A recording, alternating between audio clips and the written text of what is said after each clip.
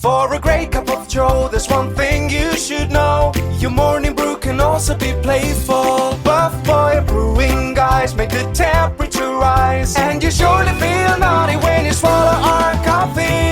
If you want some real heat, give your mouth a fine treat. You will want some more, rest assured. Buff Boy Brewing, you can't get enough of.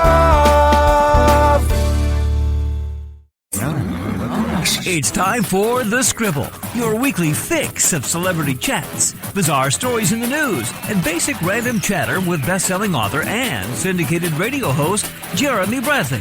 Make sure your seat is in the upright and locked position and your barf bag is securely in place. Here's Jeremy Bradley. Thank you very much, Larson. Jeremy Bradley here. This is The Scribble. Thanks for tuning in at thescribbleshow.com and on your favorite podcast app. And then this Amazon Music thing, or Amazon Podcasts, whatever it's called. Either way, you found us, and that's what matters. Coming up on the show this week, Matt Iseman, co-host of American Ninja Warrior, is on with us. Now, here's the deal. We taped this interview back in September when the show had just started, but we've had so many things come up that we're only playing it for you this week. Now that we're in October, everybody, it's official. And also, customer service ain't what it used to be. I have a rant to go on before we get to Matt, and it's all coming up this week on The Scribble. Who are the Kardashians feuding with now? What did that little thug Justin Bieber do this time? Who's getting hitched? And who's headed for Splitsville? Hear the latest celebrity news and gossip every day on Entertainment Wrap-Up. The good, the bad, the ugly, but mostly the ridiculously hilarious. It's all recapped in this daily segment at entertainmentwrapup.com. Have a laugh at the expense of the rich and famous when they take themselves way too seriously. It's 3 minutes of time-wasting fun at entertainmentwrapup.com. Check out Entertainment Wrap-Up at entertainmentwrapup.com. Brought to you by Speak Free Books. Jeremy Bradley here on The Scribble. Thanks so much for tuning in today. I always do appreciate you listening. I don't know.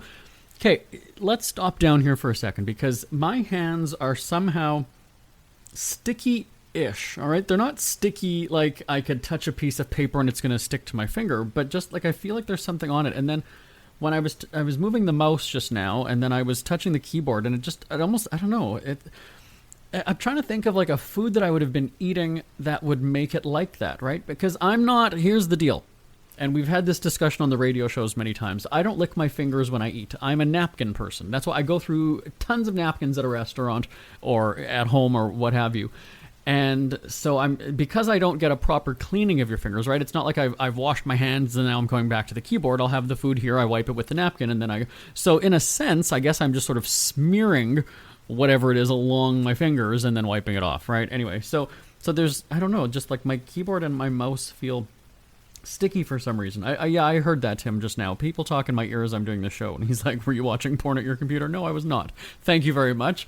Again, if you've seen my husband, Tim, you know I definitely don't need porn. Anyway, but yeah, I don't know, it's just kind of weird where I'm sitting there going, what did I touch? What did I eat? Where did this come from? What happened? What is the problem here? And then another thing, because I was just looking at a website, that was not porn, Tim, thank you very much. And I guess that Facebook went through this recently too, where you try to like freshen up your design, but then you just end up pissing off everyone in the long run. I think that's what happened. Like when Facebook went all of a sudden like this super dark and like scary old school MySpace kind of look, right? That was a few weeks ago or whatever it is. And I don't spend much time on social media, but I just know that when I have gone on and I've scrolled through, I'm just like, what happened? Why is Facebook all like dark and gloom and doom like I'm in a haunted house or something? What happened? And then apparently you can... Well, I was told that you were then given the option to go back to old Facebook, but only for like a day or two or a few hours or whatever. And then like they were holding you hostage and then you can go back. That's something that I don't know. I'm all about routine. That's where I hate getting a new computer. I hate getting a new phone. Because it's just not going to be the same, right? You got to set everything all up again just how you like it. If you're like me, you're neurotic about where your icons are on your desktop, and if this one's not in the top left anymore, or if it's not right. And then there's times when I'm even looking at it and going, I don't know the exact layout of my screen. I just know that this isn't right. And then that pisses me off even more. But no, absolutely. If it's a website that you go to on a regular basis, and then all of a sudden you see Like you go to it, and at least Facebook, I guess, gives you the warning, right? Hey, we're going to be messing with the look, so beware. Okay, fine, that's passable or doable. But when it sort of comes out of nowhere and you're just like, whoa, blindsided, where do I go to find anything now? Like, where is it? Well, what happened? Where is it all? That's how I am. I'm not going to mention it. One of my banking websites, and I've got the app and everything like that, but I had gone to the website to look up. I don't remember what it was, the hours or a location or something anyway. And I went to it, and it still had like the branded colors, so it was still like I knew that I was at that bank, but it just was like completely different. And I was like, okay, whoa, everything has moved now. Like what happened? And the other thing that I don't like is how companies, websites, companies, whatever, make it difficult to find the contact us information now. That is something that I absolutely hate. You would think that in today's world where customer service people are all either working from home or they're on apps and by computers or whatever, why are you making it so difficult for us to find out how to reach out to you? That's the thing that I don't get it. I realize that you want people to be self-sufficient so they can find answers on their own, but again, providing a good customer experience is give me your phone number like front and center so that I can call. I can press 1, press 4, press 3, press 3, press 2, press 1, press 0, and then we're good. But at least give me that option. If I want to waste 10 minutes on the phone getting a hold of you, I'll do that. But I guess there's just something different about clicking through a website, or when you click support or chat or whatever it is, and then it just brings you up to a database of like frequently asked questions where you're still trying to get me to help myself. I don't like that. I really don't. It bothers me, because I guess if it was something simple that I could find it, great. But don't make it harder for me to find how to reach you than it is to find the answer. Again, I realize that a lot of customers are just stupid and they're not going to look and they just want to get the answer and what have you.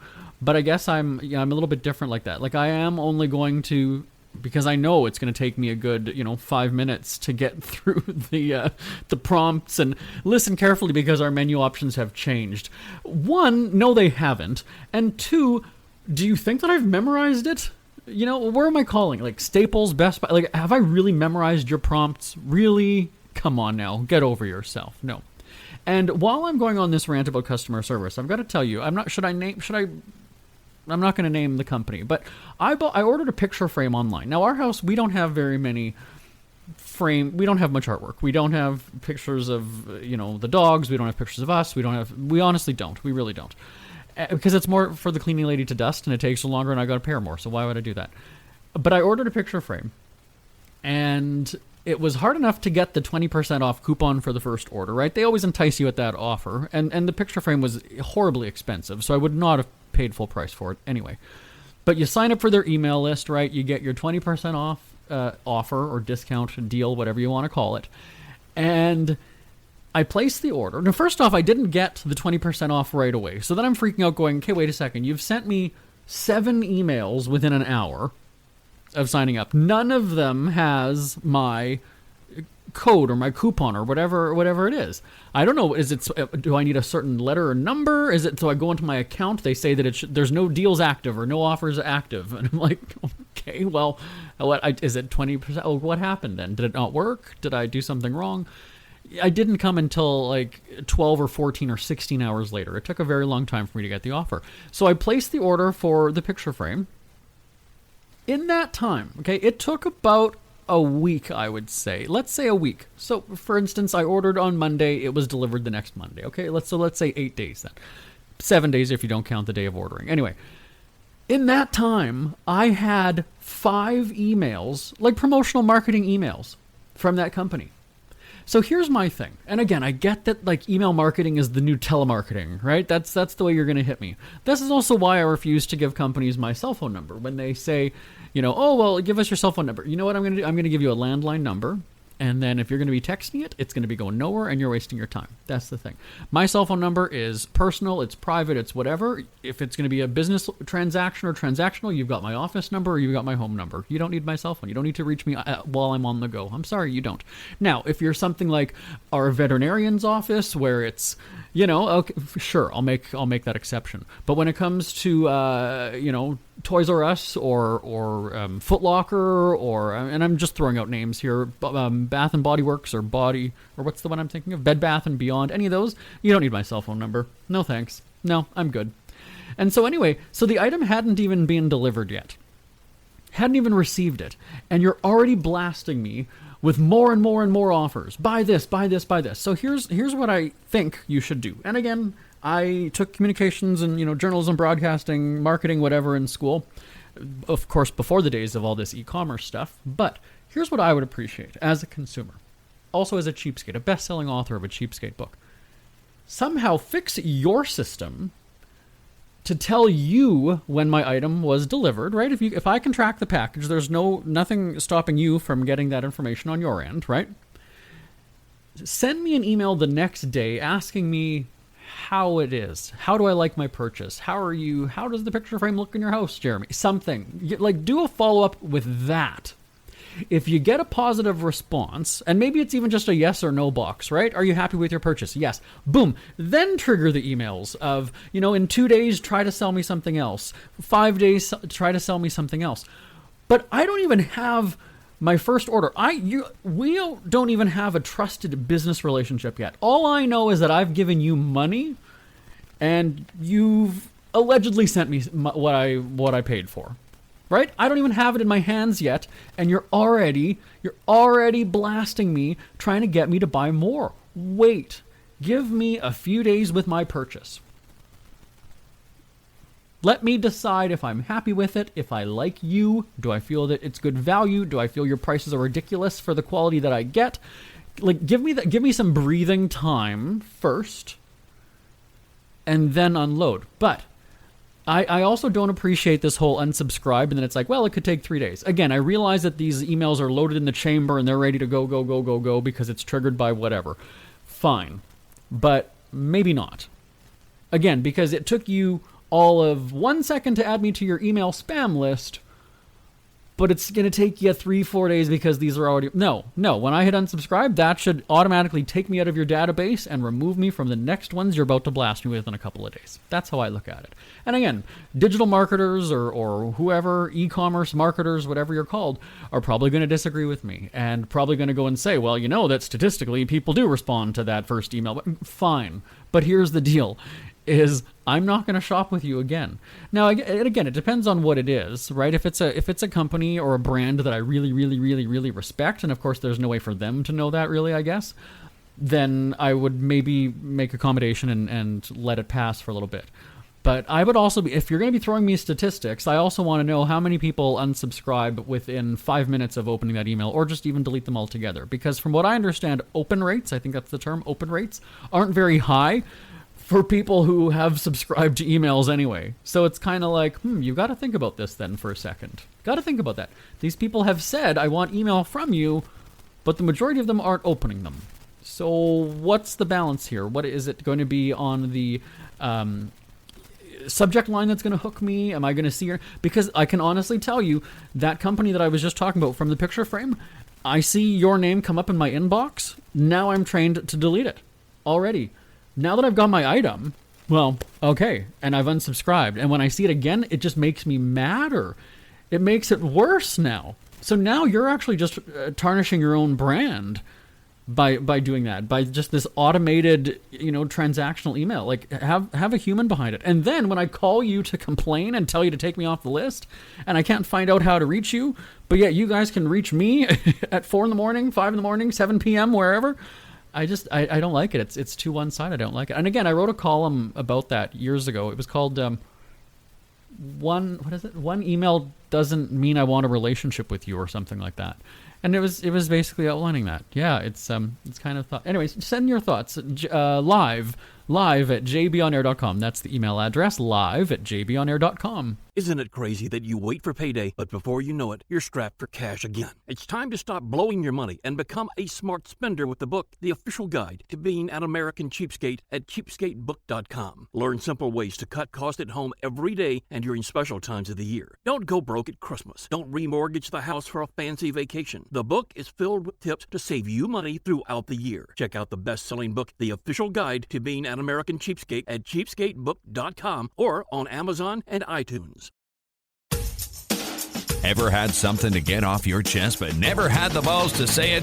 That's a load of crap. Speak Free with JB.com is exactly what you've been waiting for. Your chance to tell it like it is and not care what anybody else thinks. Have your say on issues of the day. Join newspaper and radio columnist Jeremy Bradley as he tells it like it is. Hundreds of thousands of people have stopped by, including some well-known celebrities who have had a chat with JB and speak candidly about what's really going on in the world. You can join them too. Have a rant or a rave. Be brave and head on over to www.speakfreewithjb.com now. Well, American Ninja Warrior is back on NBC, and Matt Iseman is on the line. Better late than never, Matt, right? He's here to talk about the new season. Hi, Matt. Hey, Jeremy, how are you? I'm good, thanks. I'll give you the opportunity. Tell everybody why you've been banned from our radio shows. You know, the show is back on NBC, like I said, and you guys were in production, I guess, during lockdown and quarantine, right? How did that happen? Yes. Yeah, it was pretty amazing. We were supposed to start shooting on March 12th out here in L.A. and then commence our usual tour of the U.S., and that was the day before the dominoes started falling. Everyone got locked down. So it took us about 4 months of planning and coordinating and just moving heaven and earth to actually find a location. We ended up in St. Louis at the Dome at America Center, where the Rams used to play. So it's a massive stadium. And we were testing everybody a week and a half out, a few days out. As soon as we arrived, every 3 days, temperature checks daily. We created a bubble, essentially, out there in St. Louis. And, 80,000 seat dome, not a single fan allowed. We did have jumbotrons, every other obstacle, where friends and family of the ninjas running, they not only could watch, they could communicate back and forth. And the thing was, even though you're in this massive structure that's largely empty, we found the energy was crazy. It was awesome. And I think what happened was everybody was so grateful, A, to be out of the house, and B, to be doing what we loved. And we all knew how much work went into this. So we knew this was really something special. So it's a season obviously different than any we've done before, but it's awesome. The performances were incredible. I think you see the energy on the faces of the athletes. And of course, Akbar Zuri and I, we have that same energy. Well, and people don't realize sometimes how much production goes in, behind the scenes for a show. I mean, this is, I imagine, doubly right, because people are touching things when they're leaping, onto the bars and things. So you're probably doubling the time then, right? Yeah, it really was a challenge because, we have a crew of around 200, and we had to figure out that normally they'll be in a control room. Imagine the cargo area of a semi filled with people. Now, you obviously can't have people in close proximity, so one of the advantages of the dome is we could have all the control room essentially outdoors inside the dome with everybody spread out more than usual. And we normally run about 100 athletes in a given night when we're competing. Here we could run the maximum of 40 because we had the cleaning obstacles in between every run. We really had to cycle the ninjas in and out because only 3 ninjas were allowed in the dome at any one time. So logistically, this was far more complex than anything we've attempted before. I mean, and the competition is hard enough, let's be honest, right? So now you've got this other element, at least for the production crew. And you're right, and Jeremy, that was a challenge because the ninjas, they didn't know if this season was going to happen.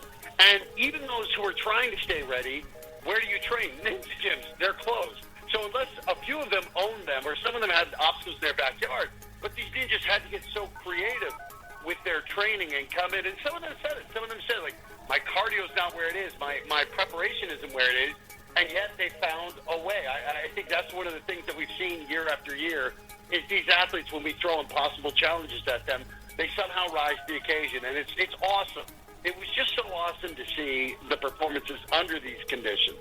And I always like to find out from you about, I call them obstacles because I certainly wouldn't be able to do them, but what's the toughest obstacle? What's your assessment this season? You know, it's so funny because it all depends on your skill set, but we did have a few. We have one called corkscrew that's on the back half of the course. Right. And imagine the handle that controls the door on the submarine, one of those spinning round handles.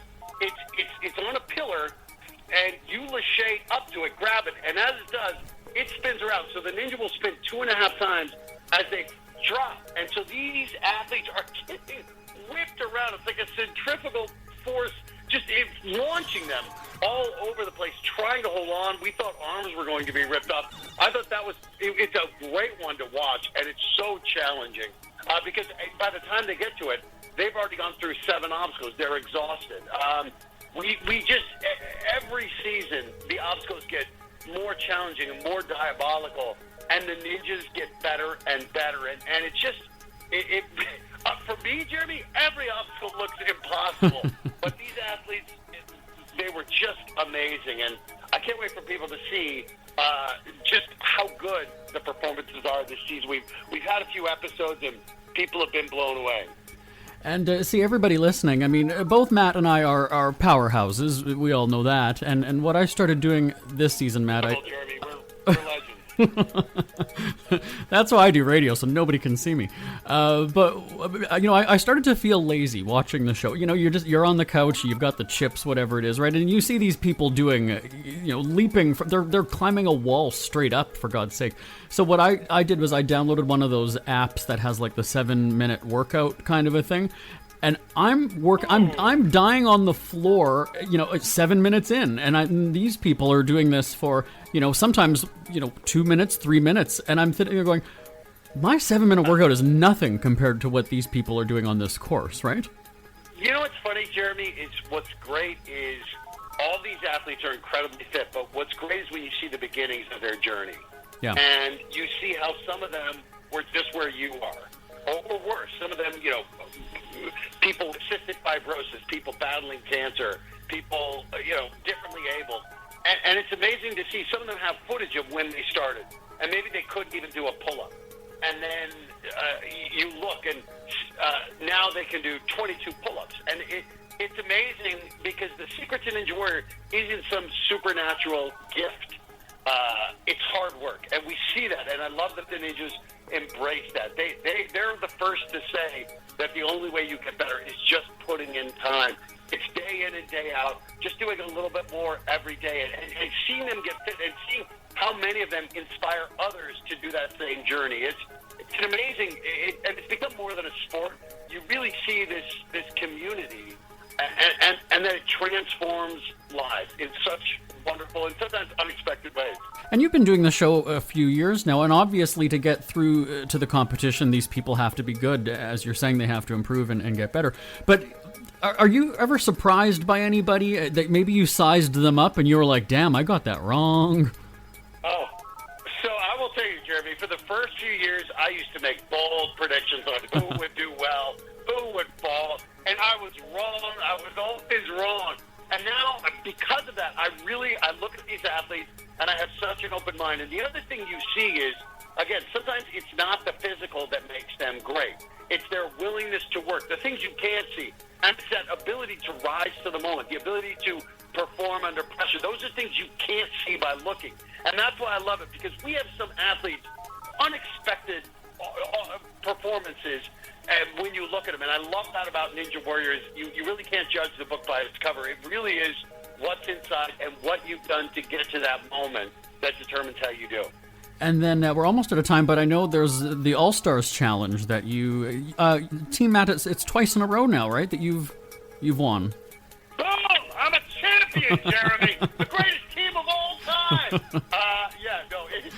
It's great. And you know, the All-Stars Challenge is fun, but the skills competition, we did something called the Big Dipper Challenge, where we had them slide down this ramp and then launch themselves into the air and get creative with dives. We saw Jessie Graff do a layout 1.5 perfect entry, and we're talking to her going, how long had you been practicing that? She said, I did it once before about an hour ago, and that was it. And you just, the creativity, the athletic creativity, and the way these athletes push each other, it's awesome to watch.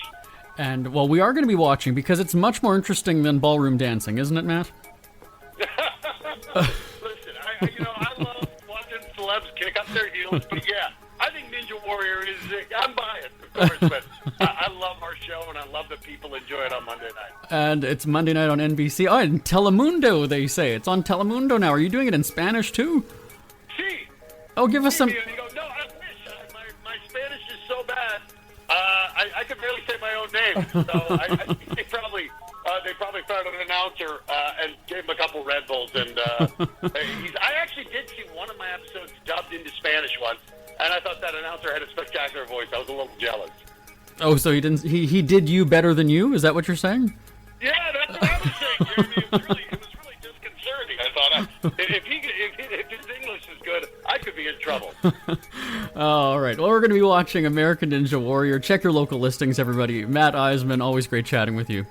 Thanks so much. I appreciate it. It's never too early to start thinking about your next holiday. Have you checked out Mexico recently? From tequila tasting, swimming with horses, to ziplining through the jungle and watching whales and dolphins in their natural habitat, Puerto Vallarta has it all. Visit mexico.jbonair.com to see all the fun PV has to offer. That's at mexico.jbonair.com for hundreds of photos, interviews, and videos from around the tourist hotspot. Check out mexico.jbonair.com for all the fun. That's mexico.jbonair.com. Jeremy Bradley back on the Scribble. I have, barely 4 minutes to cram in another story just on the subject of celebrity interviews and customer service ain't what it used to be. Years ago when I first started doing interviews for our syndicated radio shows, I would talk to anybody. You know, it didn't matter if you were a celeb, A-list, B-list, D-list, or didn't even make the list. I would talk. And so we were getting pitches from publicists who had some lesser-known authors that they wanted to have promote their book or whatever their latest project was. And so we had this one woman, and I just remembered being lots of back and forth, and I was like, it's like a 6-minute phone call with this woman. Like, why is it so difficult? And if this is the way it's going to be with celebrities, no thanks. But she's not a celebrity, and I honestly don't even remember her name. I think it was Deb or Debbie or something, and she had this book about it being, fabulous to shop or whatever it was. Again, our audience on the radio was female. I was kind of like, hey, it's content, let's do it. And so we had it scheduled, let's say it was 2 o'clock. I don't remember the time in the afternoon, but let's say we had it scheduled for 2 o'clock. And 2:10 rolls around, 2:15 rolls around, nothing. So I emailed the publicist, who reached out to us, mind you, for the interview. And she said, oh crap, I'm so sorry, let me find out what's going on, whatever. Get another email. She'll give you a call in 10 minutes. Okay, fine, I'll stand by. So now you've wasted a half hour of my time, right? My time is money, just like yours is. 10 minutes goes by, 15 minutes goes by, nothing. So I send another email. I'm like, look, what's the deal here? What's going on? Oh my God, I'm so sorry. Hold on, let me check. She'd like you to give her a call in 10 minutes. Oh, I'm sorry. So now I'm chasing her. Okay. Let's see. Let's see this. So then I call. Now we're going on almost an hour of time, right, for this 1 5-minute interview. And there's no answer when I call. So what I did was, Bonnie Winters, one of our producers of the radio show, I called her. She wasn't in that day. I said, let's just do like a fake rant. Let's just do a mock rant that won't air because that's going to make me look like a real dick. But I said, I want to just go on and just thrash this woman and say, her book was terrible. She's too good to talk to us, really. And so we did. We recorded it. This is how sociopathic we are. We recorded this rant and then emailed it to the publicist and said, not a problem. Here's how we're filling the segment. And then didn't reply to any of the emails or answer any of the phone calls or return any of the voicemails. And just to fuck with them is kind of what we did. Yeah. So there you go. And then we kind of had this rule of, like, if you're not a celebrity who's got a book out, we're probably not going to... I mean, it sounds snobby, yes, but, And it's kind of why we don't do American Idol contestants anymore, right? Because back in the day, they thought they were the bee's knees, they were the shit, and then they just have these egos about them, and it's like, yeah, no, I'm still on the radio, and you're not, and you do music. So there we are. Anyway, we've got one more quick shout out for Twitter, and then I'll be right back to wrap up the show. We hear you chirping. Get scribbling. Tweet up the Scribble at The Scribble Show. Join the discussion with Jeremy Bradley. It's all going down right now on Twitter at The Scribble Show and at thescribbleshow.com. Jeremy Bradley here, back on The Scribble. Also, too, how that whole rant about tardiness came up was because Matt was supposed to be on our radio shows a few weeks ago and then was late, and then it caused some real drama that day, and we were scrambling, and so, yeah. But I didn't want to throw him under the bus until the end of the show. My name is Jeremy Bradley. This is The Scribble. Feel free to give me a shout anytime. Always awesome hearing from you. Live at jbonair.com is the email address. Live at jbonair.com. And we're on the Twitter, as you just heard. I will talk to you same time, same place next week. Bye-bye for now. Want more Scribble? Check out thescribbleshow.com for past shows, celebrity interviews, cheapskate tips, and more. That's at thescribbleshow.com and on Twitter at The Scribble Show. The Scribble is a speak-free media presentation.